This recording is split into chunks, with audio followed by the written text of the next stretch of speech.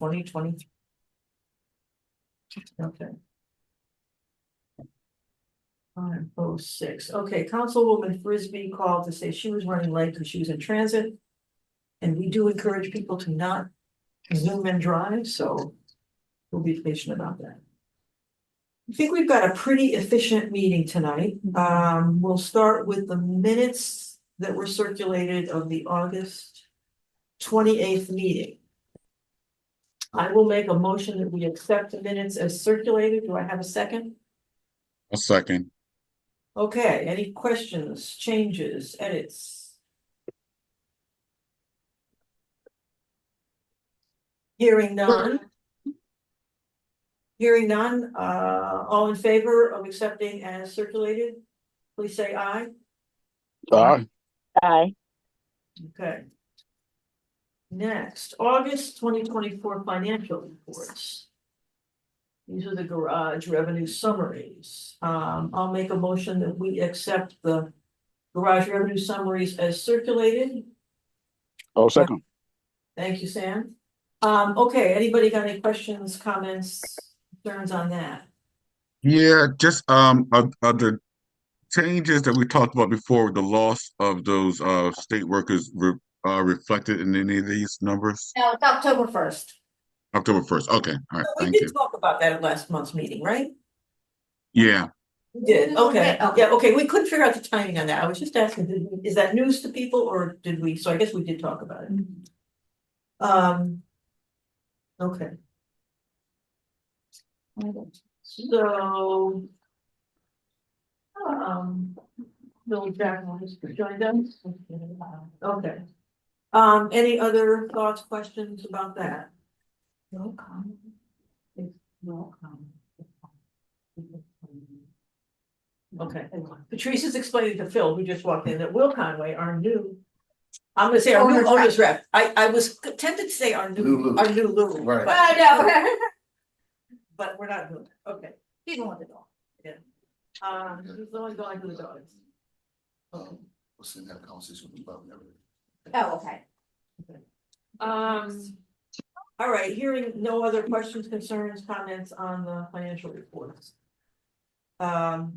All in favor of accepting as circulated, please say aye. Aye. Aye. Aye. Okay. Unanimous of those present. Okay, the check. Approval of the August 2024 check list. I'll make a motion that we accept as circulated. Do I have a second? A second. Thanks, Scott. Any questions, comments, insights on the checklist? For me. Was that a none from you, you said? Oh, yeah, I'm sorry, I said none for me. Okay. Anybody else? It's a pretty standard issue of new vendors. Okay, with that, all in favor, say aye. Aye. Aye. Okay. Moving right along, we said this would be an efficient meeting. Okay. You received the nonprofit profit and loss statements as well as the Phoenix Advisors projections. Just to reinforce, and this would be new to Will. We had a situation where there was our key contact at the state had negotiated hundreds of additional partners for what would have been like 24 months. We were very relieved about because that was going to be good income we needed, and that was related to the big tent everybody sees next to the Labor and Industry Building where they're doing a big hazardous waste cleanup. And then that representative retired. And with that, the new person invoked a clause in the agreement that allowed them to cancel. It was 30 days notice. So we did very quickly ask Brian Morris, our contact at Phoenix Advisors, what that would mean. And it does mean that we're still okay for these, the upcoming bond payments. I think the next two bond payments were good, but then we're gonna be juggling again, so we will revisit that. But that's all still kind of news. I think we're all kind of digesting that. I had a conversation with Julie Kraus about it, more to inform her. And I'll circle back and see if there's any insights, but she's very clear that they do want to get off of the surface parking lots and redirect people to us. So the revisiting it with her is to say, okay, No, what's that, Sam? I'm sorry.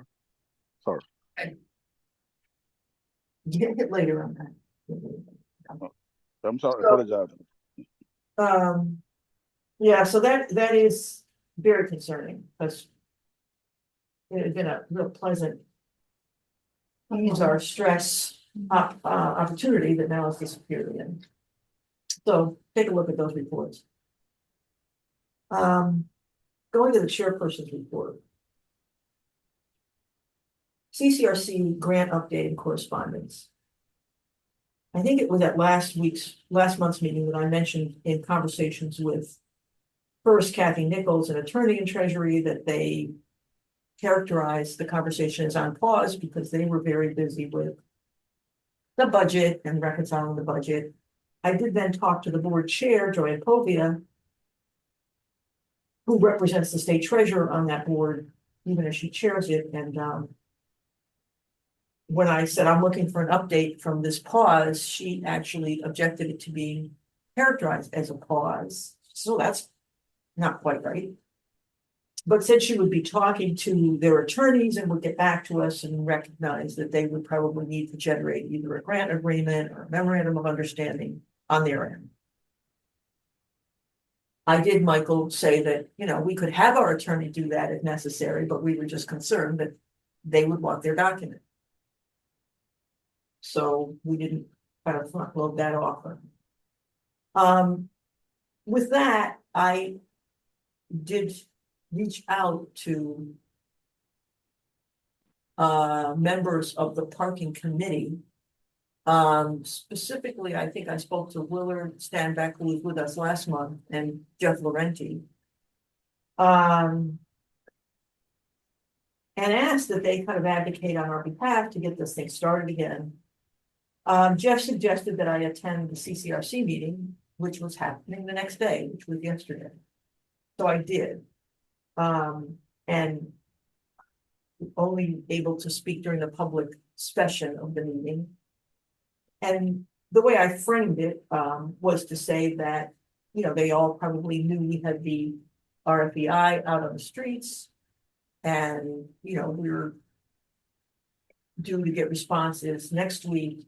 We had in the RFEI mentioned that we were undertaking pre-demolition activities. And I said, we would really like to make that an actuality by getting this thing back on track.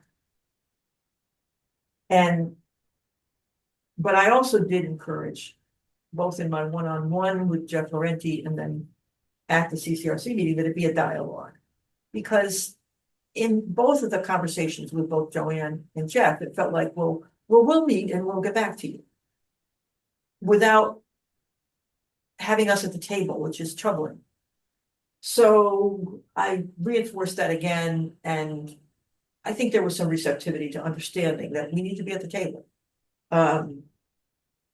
to discuss how that's going to proceed. So I wish I could say that we had moved the ball along, but we haven't in any really tangible way, though I think psychically maybe we did. And that those conversations should be upcoming. The broader front asset activation grant, the RFEI, folks know that is out on the streets, and responses are due on the 30th, which is Monday, right? I think that's Monday. We've had a couple of calls of people just kind of inquiring or wanting to comment, and we shared with them that we made this purposely very straightforward and a fairly I don't want to say simple, but not difficult to respond to, and to put your concept and your idea out there. People seem to get that and appreciate it. My sense is we're going to have 4 or 5 responses. Maybe 3 or 4, but I think 4 or 5. for sure. And maybe we'll be pleasantly surprised and there'll be people that didn't bother to pick up the phone or signify in any way that they were gonna respond, and there may be more. That'd be fine, that'd be great. I think what, once those come in, we'll have a better sense of what, next steps. I did say at the CCRC meeting that we would invite them to have a representative on the review committee.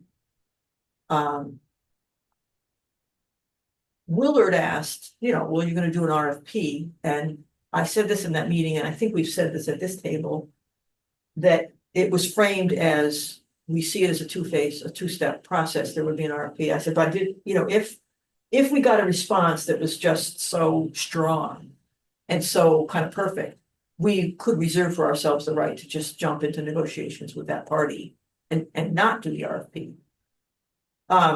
That's probably unlikely, but it could go that way. And similarly, if people kind of straggled in, if somebody came in a little bit after the 30th, we would stay open to that. All in the interest of seeing as many options or proposals as possible. And so we can talk about that a little bit in terms of that review process, but I think to some degree we almost need to see what comes in to figure out exactly how that should go. Anybody got any questions, thoughts? I mean, that's kind of our big thing right now, so that's maybe what we should spend time on tonight. Well, we did talk about like next steps on the RFEI. Did we not talk about that there was one that was pretty compelling, or one we had more interest in, that we could bring them in for a conversation as well? We talk about that.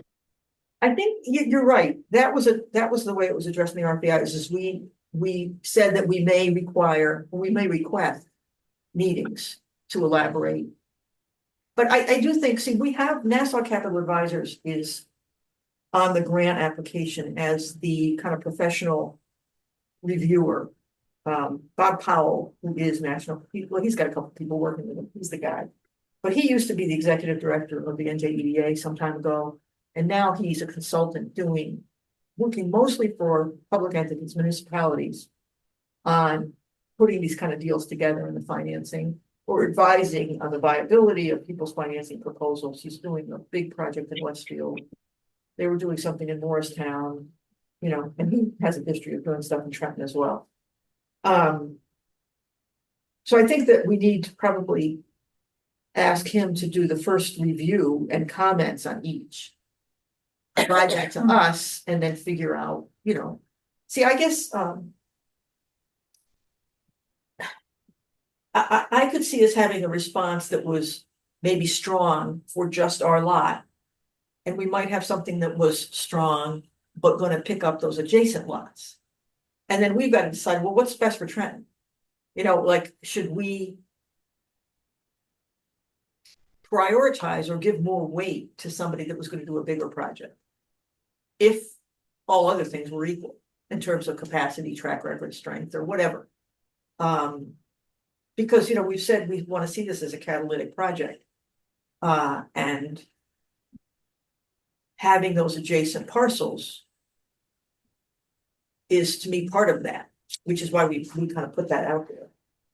Can you speak to what those adjacent parcels are again, and what would be necessary Sure, to it's the draw surface them in? part. It's the surface parking lot right attached to the alley, Mhm. adjacent to the alley. It's the Trenton Savings Fund building that backs up to us. The white marble building that faces East State Street, beautiful building that's been empty for years.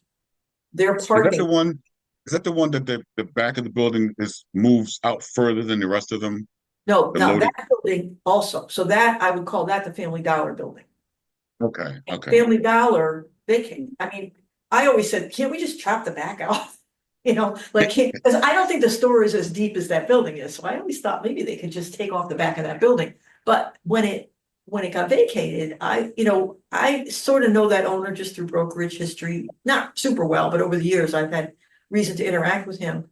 And he got very engaged. He's like, well, this is what Trenton should do. Like, he's all over it. He was very involved in Philly too. So he used to own the properties, he sold it to some people and he's now managing it for them.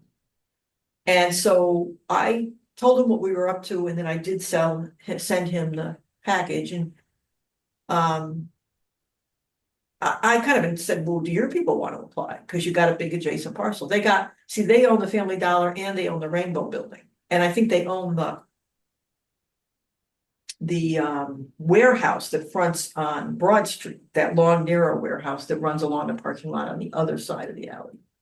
You probably never noticed it, but it's there. Mhm. So they own all of that, and so they'd be, a likely developer, given that they've got a lot of interest there, but he didn't think that they were up for it. I think they're not at that point in their careers.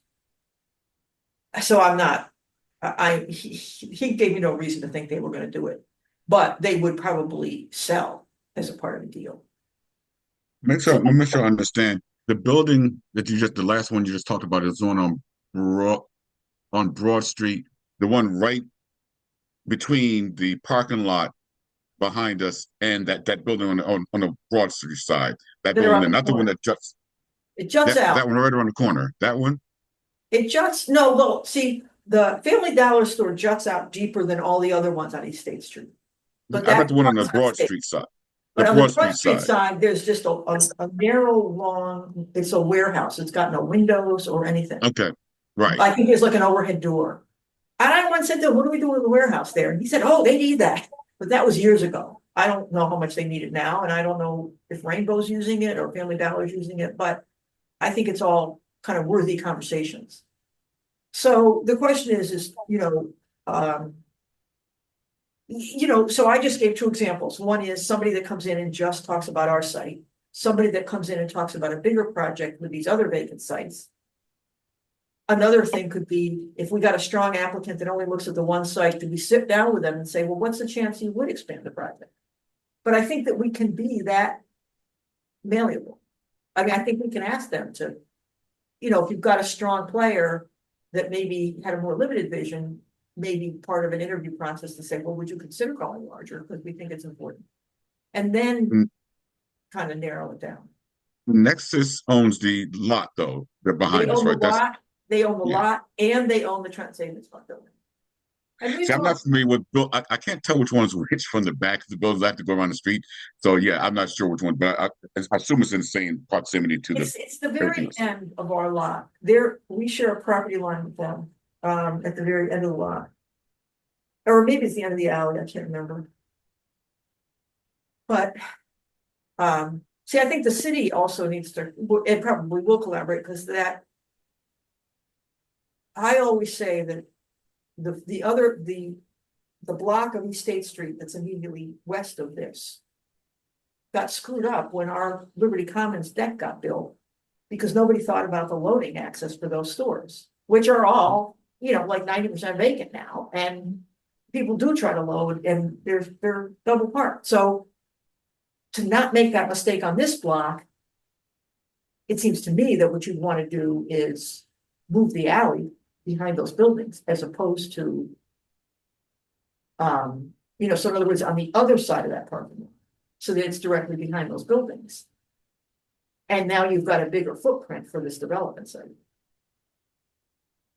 My last question would be the alleyway right behind on the left hand, well, right behind it. There's a part on the right hand side where the Adjacent office to the all the- yeah. where they park underneath our overhang.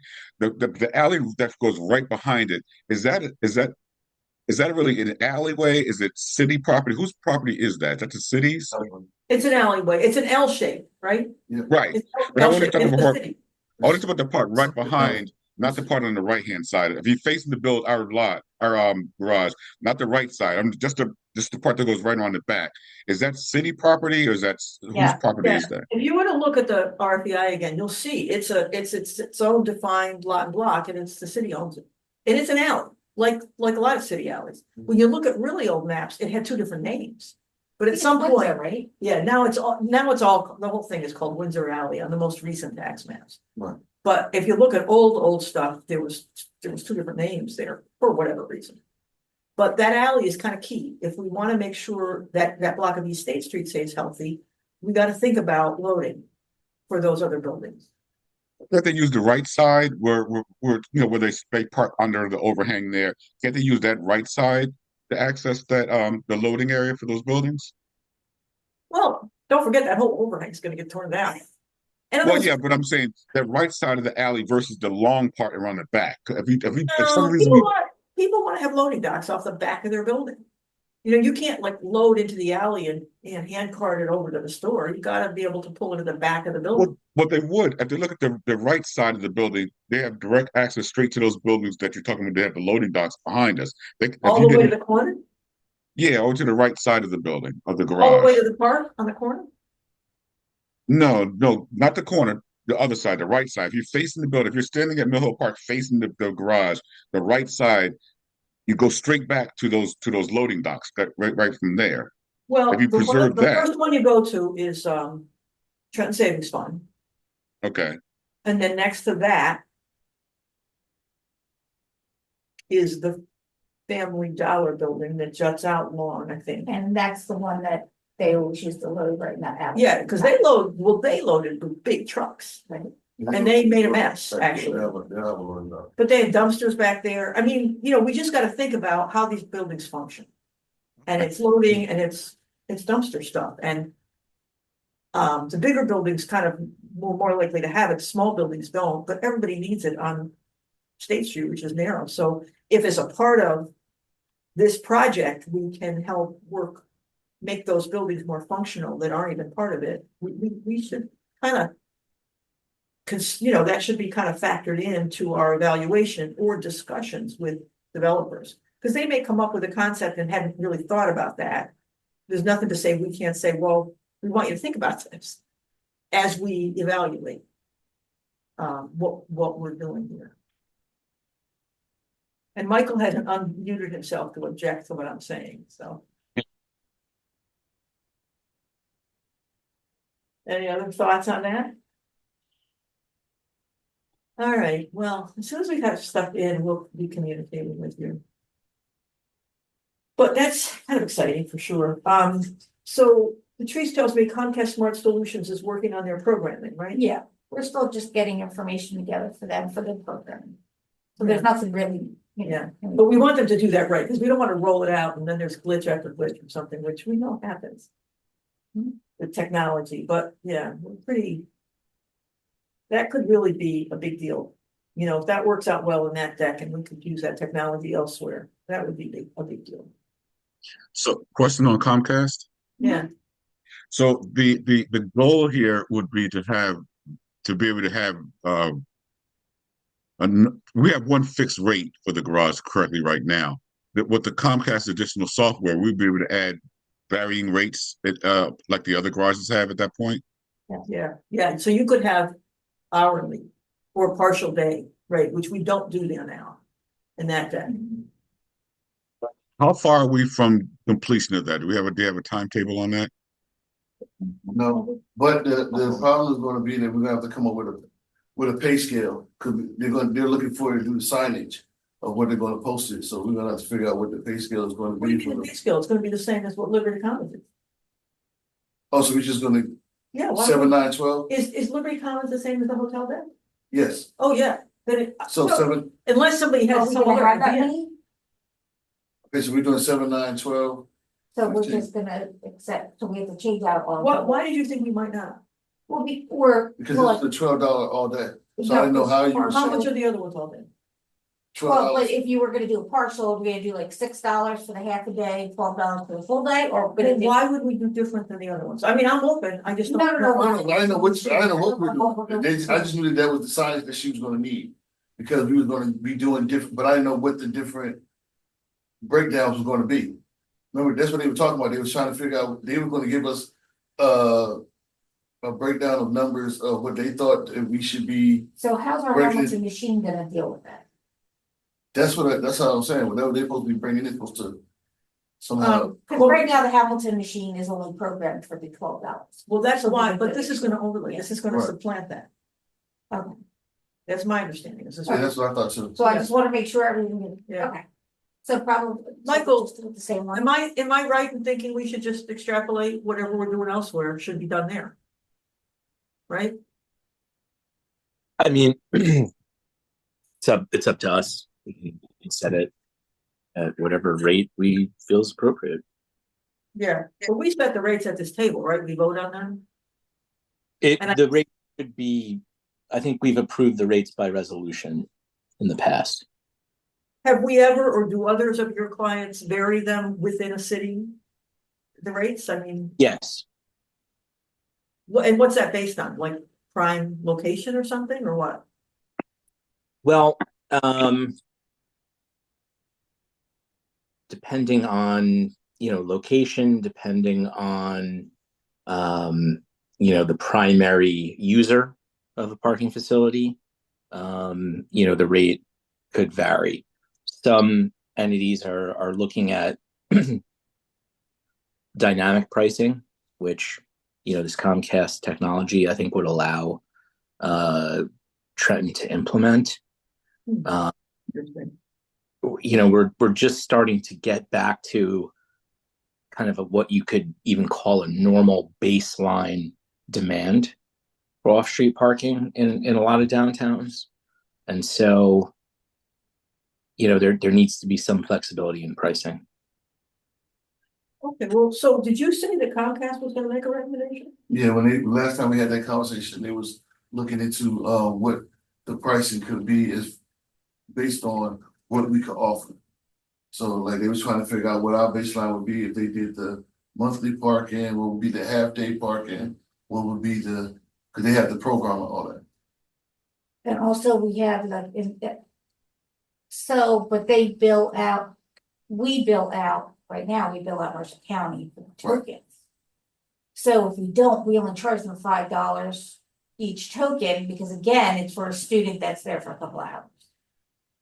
Okay, so that would have to be programmed into that. But that can only go for Mercer County and that QR code.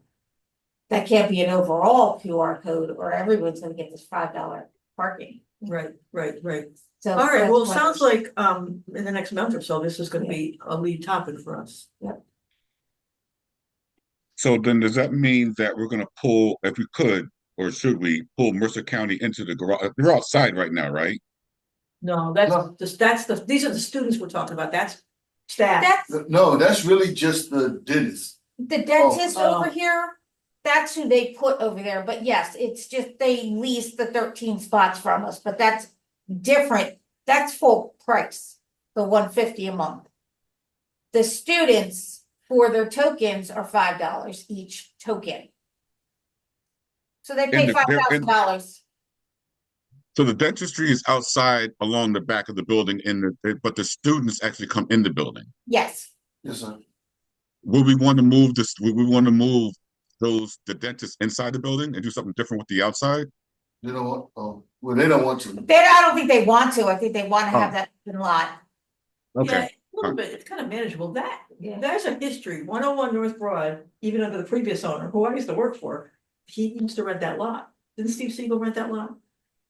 I don't know. I Did thought he? so, He may have a long little time, service lot, a long time ago. Yeah, Yeah. maybe. anyway, Yeah. well, that is probably not a pressing discussion, but.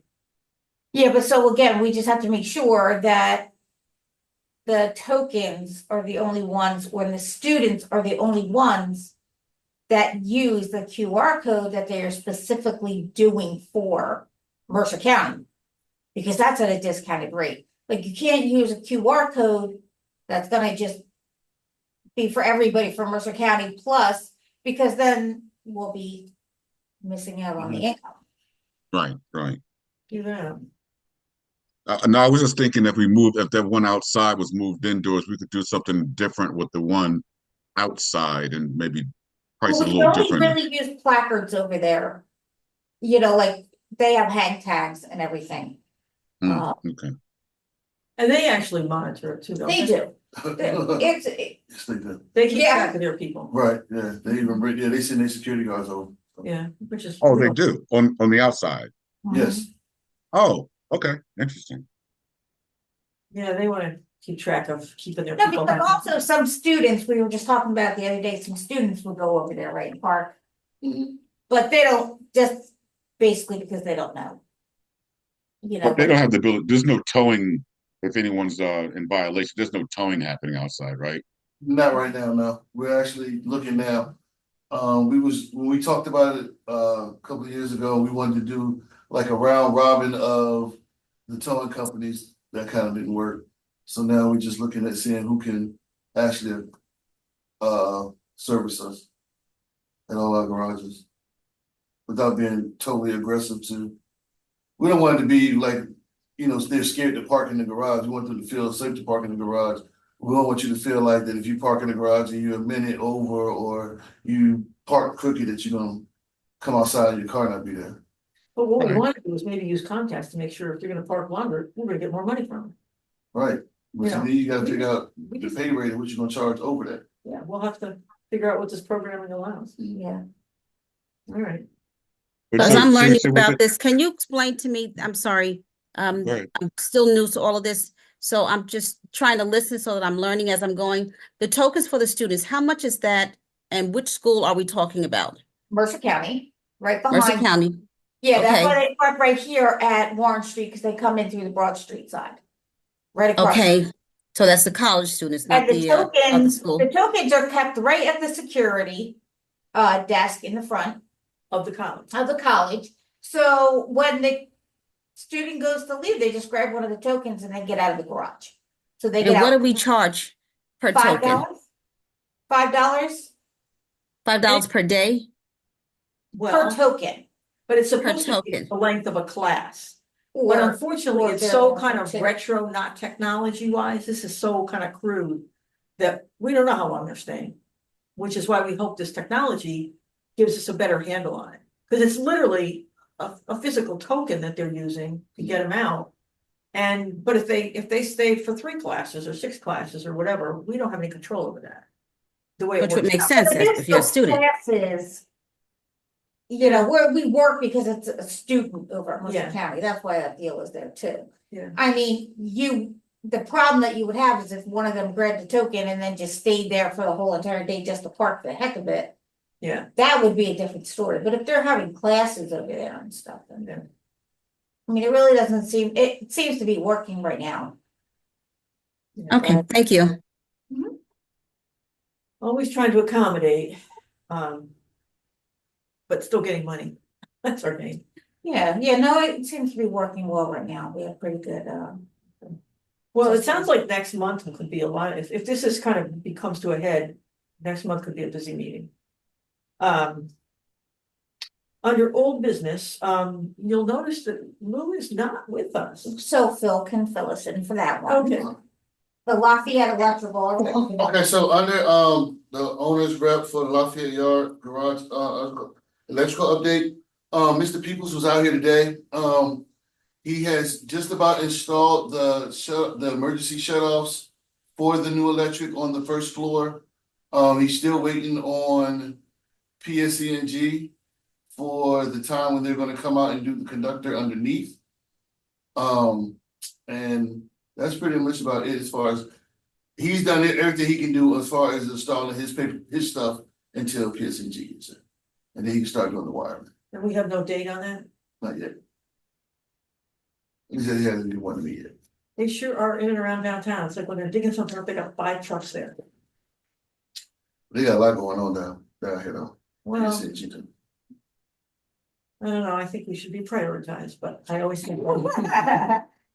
Okay, So for the electrical question, please.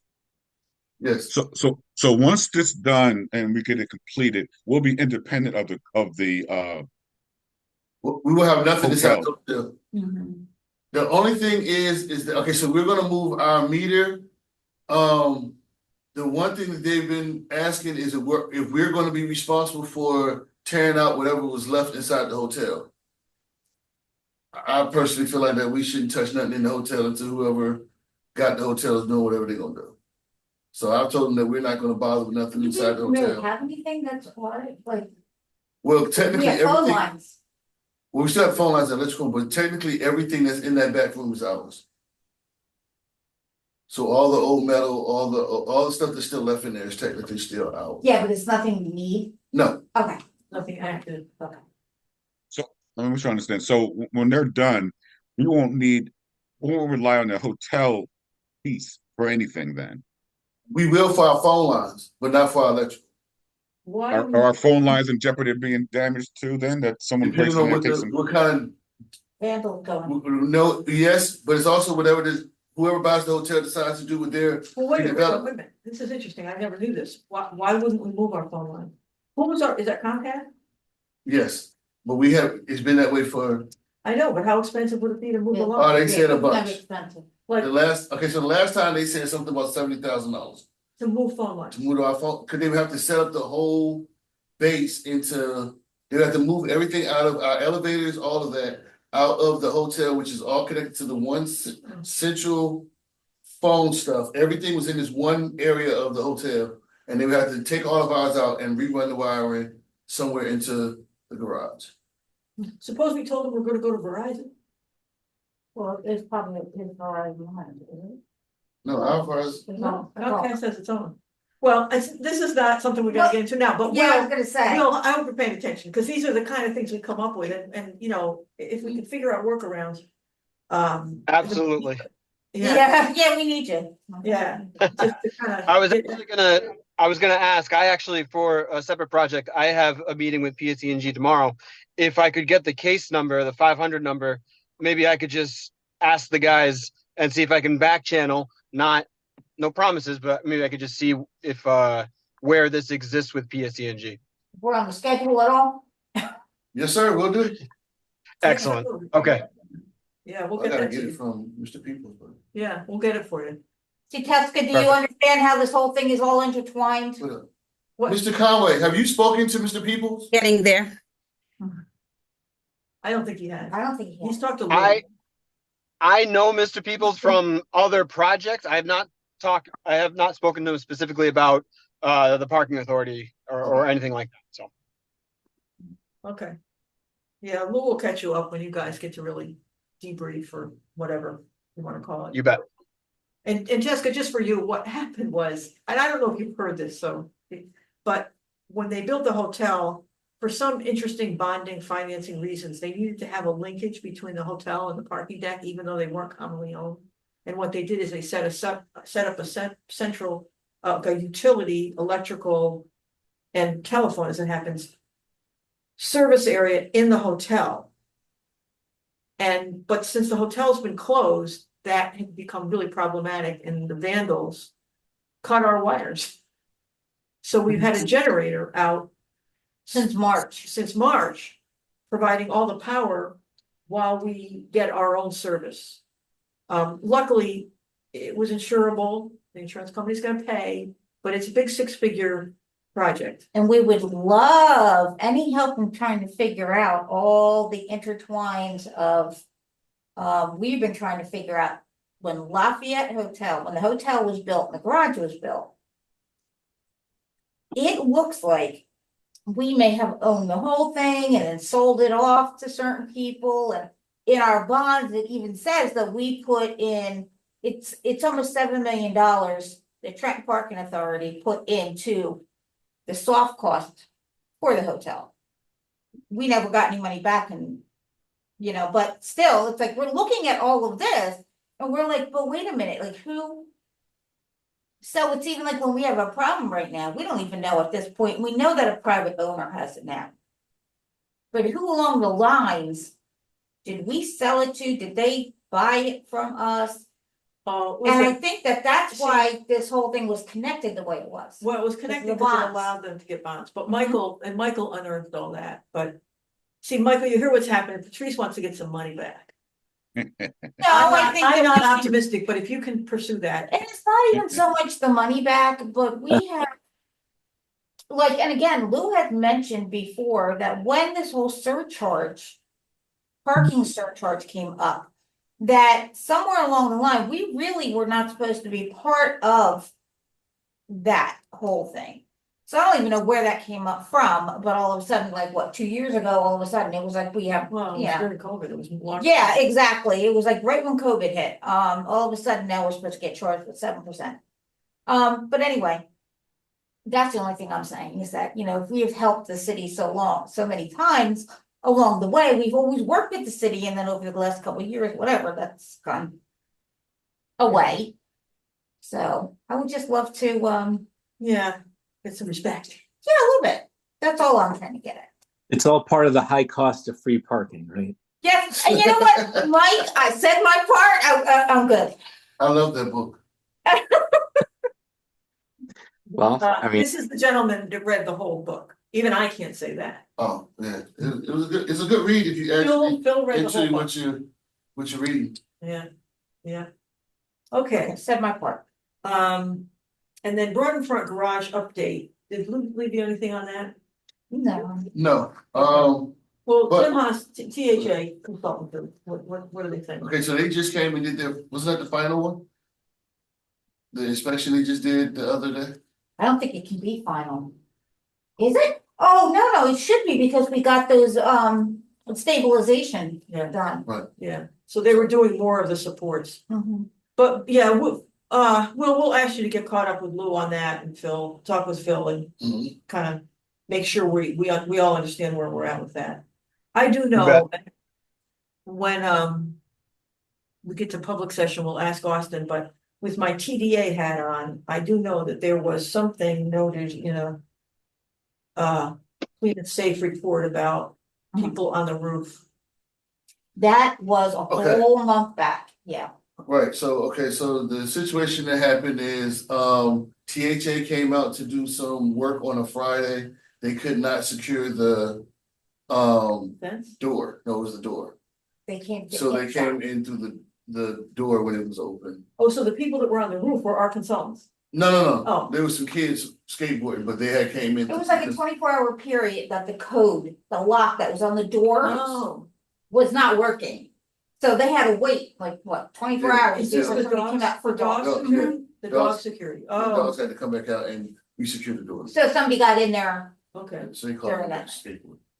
interesting, huh, Austin? Well, actually, that's very timely because I think that's mostly our agenda, so we can open it up to public comments if our one public person here wants to talk. That'd be you, Austin. He's probably there, but not there. Anybody Well, else? have anything? Not there. I did, Pat, Harrison, Patrice have, I got, look, Ann, I got an opportunity to speak with our clerk Oh, before I good. got on. And so he gave me the update that Evangeline Gordy, her term is up. So her spot has been advertised. So that's the only one spot that has been advertised. Everybody else, with the exception of me, because I'm new to the board, terms are pretty much up in 2026. So, but Evangeline's, her spot has been advertised. Well, just- So just Well, to give for that up. clarification, though, that only touches on part of it. For starters, actually, you're the council liaison, but you're not actually a voting member. There's 7 people on the board, 5 council appointees, and then the liaison is there as a liaison. That's my understanding. But also, what we had shared with Brandon, and I think I've shared it with you, we requested that the council look at this because we've got members that simply are not showing up. And whether they're, and we're having quorum problems. I mean, luckily we got the 4 rock solid people here, but if one of these people has a legitimate, can't be there, then we've got no quorum. And so we're asking council to just pull them off for cause. So, So if you, let me just interject for a moment. So we just had a situation similar to that, well, somewhat with another group. And also Scott is appointed by the mayor. So, but if you would send to me, I will present that to council. And I think actually you did, Ann, I think you sent me some Yeah, a we sent printout that that last actually week. showed me, yes, everything. So I can pull that, if you would I'll send it again. just to resend it to me, so it'll be at the top of my email. I'll present, we have, next week we have council, and I'll see if I'm able to report out about that. And if not, then it'll be the following, Tuesday that we, have meeting. But either way, in the month of October, I should be able to report out and put the request in, just let them know that it is holding up, or could it impede, what's going on here as far as getting things moved if you don't have quorum. So I can present that on behalf of the board. All right, well, let's you and I talk about the mechanics of that a little bit in terms of what you need, and we'll do that offline. Because I actually think he did advertise before. But he may have to, maybe he's gotta link it to a specific seat. See, it's Scott and Lindy are the mayoral appointees. And then I'm a council appointee. And Sam is a council appointee, and the other three that don't show are council appointees. And another question, again, we can do this offline. In the past, some people have been considered holdovers, and we'd like some clarity or a message from the council saying Evangeline Gorgie is indeed not a holdover and it's a vacancy. Evangeline's is her term is up. Yeah, So that's Yeah. why her seat is being They- advertised. Scott's seat is also, he's about to come to term, which is why I mentioned his name. Yours is not at this point. I believe Scott's is. So Scott has to be Because he dealt was, with by the mayor. yeah. No, he was you were redone last year, weren't you? Yeah, I should be good for another 3 years or whatever. Yeah, Scott, I Okay, think then I'll mayor speak to did Brandon one. about that. He mentioned Yeah. Scott, that Scott is an appointee as well of the mayor. So it's Scott and it's and Lindy you Anderson. two appointed by the mayor. Mhm. But Lindy, the is that other what- ones that are not showing up, not participating, there's no need to keep them on if they're not doing anything. That they're just they're space fillers. So Mhm. let's talk about that and see about how we get those advertised as well. Okay, perfect. Okay. All right, we'll find the time to talk, Pascal. I appreciate that. Follow up. Absolutely. All right, anybody else got something? Austin? Yeah, Austin, are you there, Mr. Public? I think he's not. Or he didn't have anything. He just wanted to share some time with us. With that, I'll invite I think he did want to make a comment, but I could try to call him. He did have something he wanted to add though. Oh, why don't you, yeah, if you wanna ring Let me him, give him a quick call. yeah. Oh, he just got off. Oh, he just got off. Oh well, yeah, I guess he won't. Yeah, maybe he's on another meeting. Yeah, I think he might be on No, something else. he's probably at 3 meetings at the same time. Yeah, that's how he generally operates. Yeah. All right, I will ask for a motion to adjourn. So moved. Second, Second, you need it. all right, all in favor? Aye. All Okay. Good All in night. favor, say goodbye. right. Good night. Good night, everyone. Good night. Good night. Good night.